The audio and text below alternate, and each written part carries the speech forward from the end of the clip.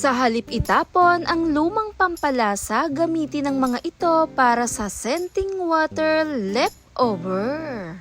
Kamanghamanghang aroma ang iniiwan nito, lalo na rin sa mga pinagsama-sama natin refresh, pleasant scent na maganda gamitin sa loob ng tahanan. Kesa itapon, kesa masayang, gamitin natin. Gaya na lang ng lemon, bay leaf, star anise, cloves, and cinnamon stick. Dahil na rin sa all natural na mag-iiwan sa loob ng tahanan natin ng refresh, lalo na rin yung water infused with spices, herbs, and fruits. At kaaya-ayang dala sa ating mga mata. Kumuha lamang ako ng maliit na paglalagyan o kahit boting garapon lamang po. Pagkatapos, kung meron kayong mga pinagbalatan ng lemon, pinagbalatan ng orange o kahit tira-tira man yan, pwede nating gamitin. At dito nga sa aking ginawa, direkta kong nilagay doon sa mismong garapon.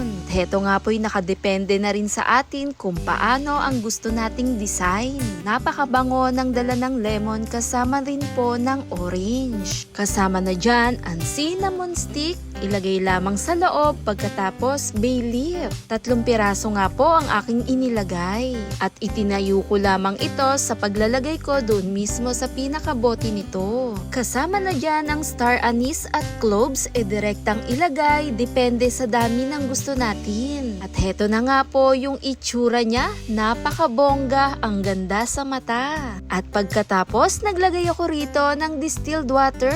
Mas kumakapit, mas tumatagal, lalo na rin yung aroma nito. Paglalagay ko nga po ng pinakatubig nito, 50 ml po, depende na rin po sa paglalagyan, at naglagay ako ng coconut oil, 1 teaspoon po. At heto yung magsisilbing kumakapit, long lasting dahil sa oil na scent nito.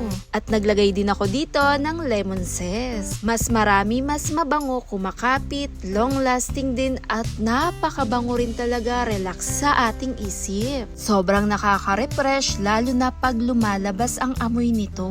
At heto na nga po siya, pagkatapos ilalagay ko ito sa pinaka-freezer. Hayaan lang muna natin to hanggang maging yelo. Kaya dito rin po sa aking ginawa, madalas ko na rin siyang silipin para hindi rin masobrahan ang tigas nito. Pagkatapos ko nga siyang hayaan at eto na nga ang itsura niya.